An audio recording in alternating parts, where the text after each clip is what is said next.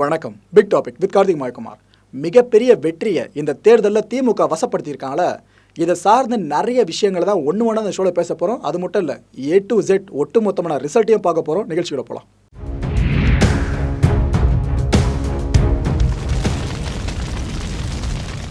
தமிழக மக்கள் ரொம்ப ஆவலாக எதிர்பார்த்துட்டு இருந்த இந்த நகர்ப்புற உள்ளாட்சி தேர்தல் முடிவுகளில் மிகப்பெரிய மாற்றங்கள் நிறைய நடந்திருக்குங்க. அதுவும் இதுக்கு முன்னாடி தேர்தல் முடிவு வெளியாகிறப்ப என்னென்னலாம் நடக்காமல் இருந்துச்சோ அந்த நிறைய அனர்த்தங்களும் நடந்திருக்கு. இந்த கொலை, தற்கொலை, இது போல விஷயங்கள்லாம் நடந்திருக்கு. சரி, ஓகே, அதை பற்றி போக பேசலாம். இந்த ஒட்டுமொத்த மாநகராட்சிகள் இருக்குல்ல, தமிழகத்தில் 21 மாநகராட்சிகள், அது எல்லாத்தையும் ஒட்டுமொத்தமாக கைப்பற்றி இருக்கு திமுக தலைமையிலான கூட்டணி. திமுகவோட இந்த அசுரத்தனமான வெற்றி இருக்குது பார்த்தீங்களா? இதை சார்ந்து பல பேர் நல்ல வெற்றி களிப்போடு கருத்துக்களை தெரிவிச்சுக்கிட்டு இருக்காங்க. இந்த எதிர்த்தரப்பில் இருக்கவங்க விமர்சனங்களை முன் வச்சுக்கிட்டு இருக்காங்க. இதில் நம்ம யாரோட விமர்சனத்துக்கும் கருத்துக்கும் முக்கியத்துவம் கொடுக்குறோமோ இல்லையோ, ஆனால் இந்த நபரோட விமர்சனத்துக்கும் கருத்துக்கும் முக்கியத்துவம் கொடுத்தே ஆகணும். தேமுதிக தலைவர் விஜயகாந்த் அவர்கள் இவர் என்ன இப்போ ரியாக்ஷன் கொடுத்துருக்காரு இந்த எலெக்ஷன் ரிசல்ட் சார்ந்து அப்படின்னு பார்த்தீங்கன்னா, இந்த எலெக்ஷனில் திமுக மட்டும்தான் மிகப்பெரிய அளவில் கூட்டணி வச்சு தேர்தலை சந்திச்சாங்க. ஆனால் மற்ற கட்சிகள்லாம் சொல்லிக்கிற மாதிரி அந்தளவு கூட்டணி நம்பிலாம் போகலை. ஸோ இதனால தான் வாக்குகள் பிரிஞ்சிடுச்சு.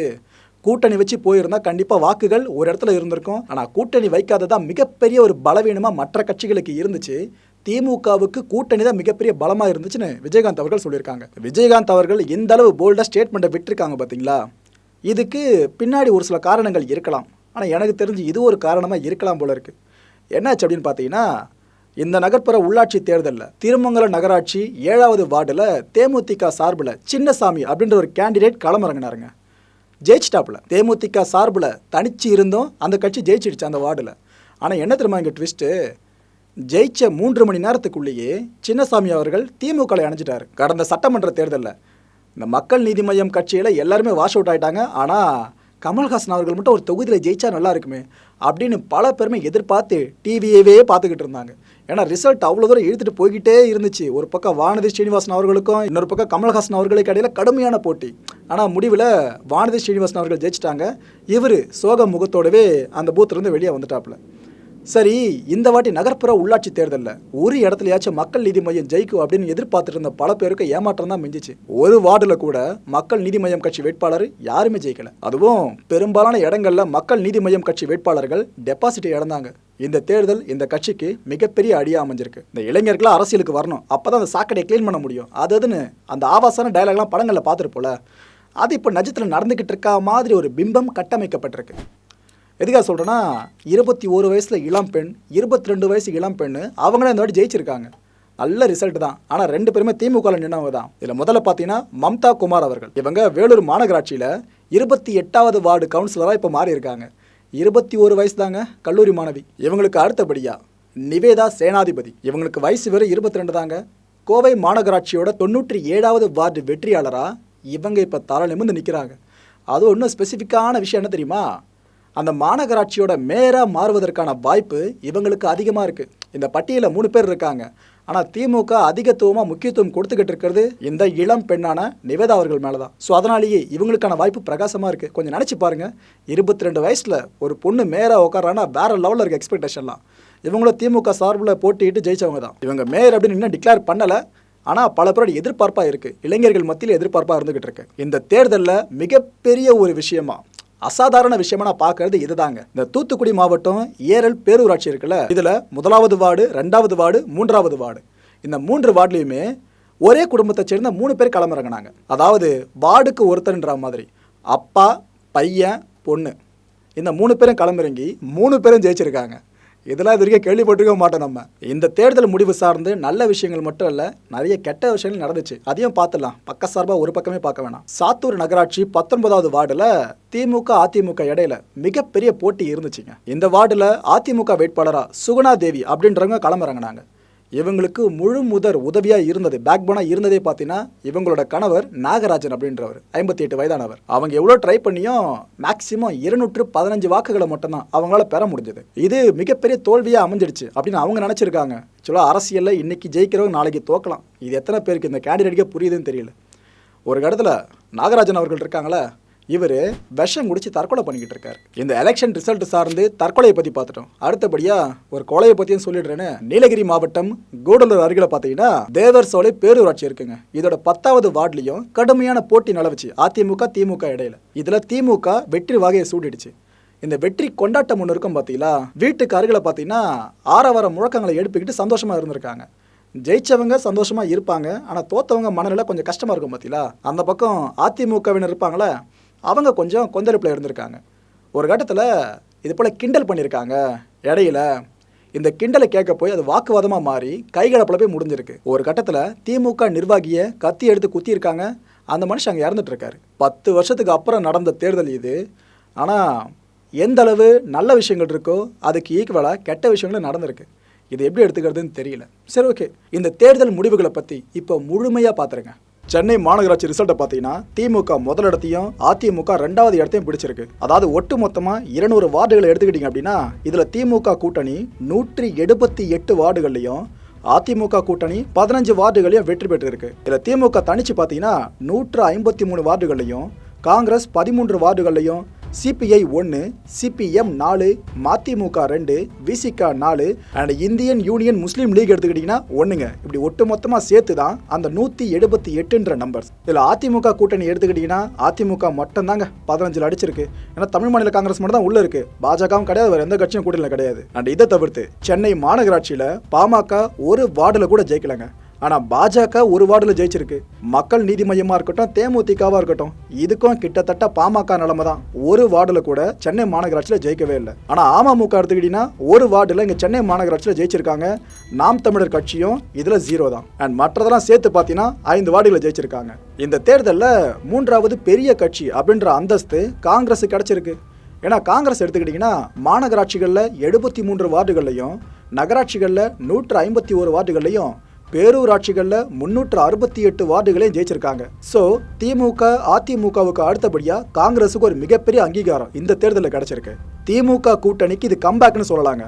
3 விதமான உள்ளாட்சிகள்லையும் ஆதிக்கம், அதாவது மாநகராட்சி, பேரூராட்சி, நகராட்சி, 3த்துலேயுமே இந்த கூட்டணி தான் டாமினண்ட்டாக இருக்காங்க. இதில் முதல்ல மாநகராட்சிகளை எடுத்துக்கிட்டிங்க அப்படின்னா 21க்கு 21ங்க திமுக.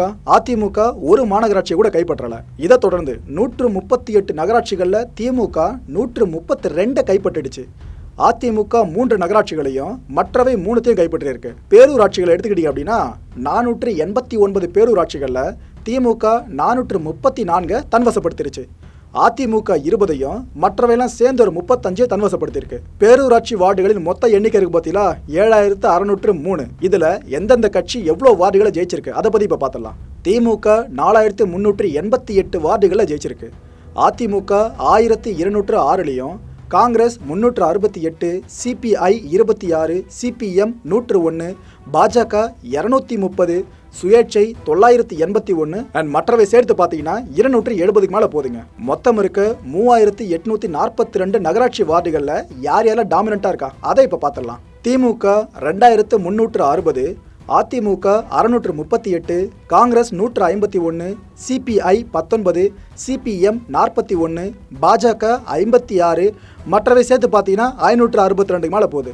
1373 மாநகராட்சி வார்டுகளில் நிலை என்ன அதே இப்போ பார்த்துடலாம். திமுக 952, அதிமுக 163, காங்கிரஸ் 73, சிபிஎம் 24, பாஜக 22, சிபிஐ 13, மற்றவையெல்லாம் 125 மேலே போகுது.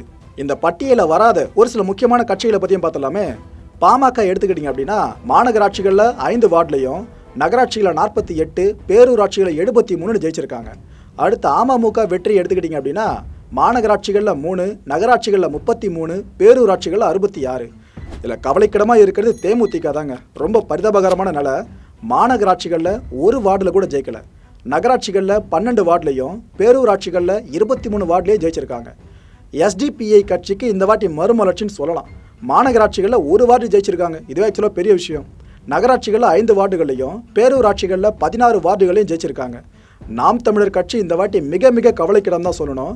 ஏன்னா அவங்க மாநகராட்சிகள்லையும் ஒரு வார்டில் கூட ஜெயிக்கலை, நகராட்சிகள்லையும் ஒரு வார்டில் கூட ஜெயிக்கலை, பேரூராட்சிகளில் மட்டும் 6 வார்டுகளை ஜெயிச்சிருக்காங்க.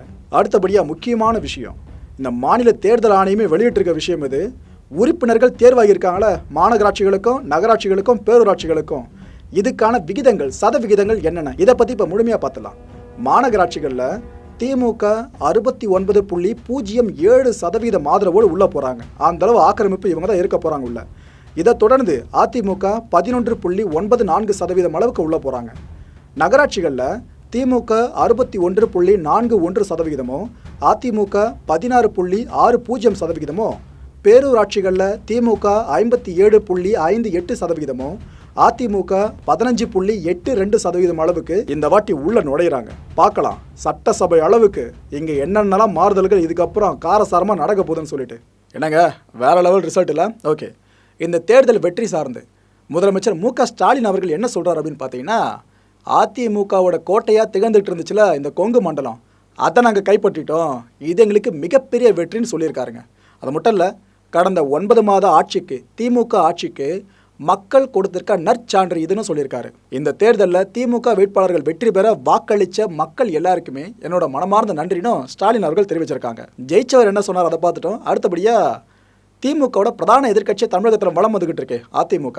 அது சார்பில் இப்போதைக்கு தோற்ற கட்சியாக பார்க்கப்படுது இந்த தேர்தலில். அந்த கட்சியோட ஒருங்கிணைப்பாளரும் தமிழக முன்னாள் முதலமைச்சருமான திரு ஓ பன்னீர்செல்வம் அவர்கள் அவர் என்ன சொல்றாருன்னா, தர்மத்தின் வாழ்வுதனை சூதுக்கவும் தர்மமே மறுபடி வெல்லும்.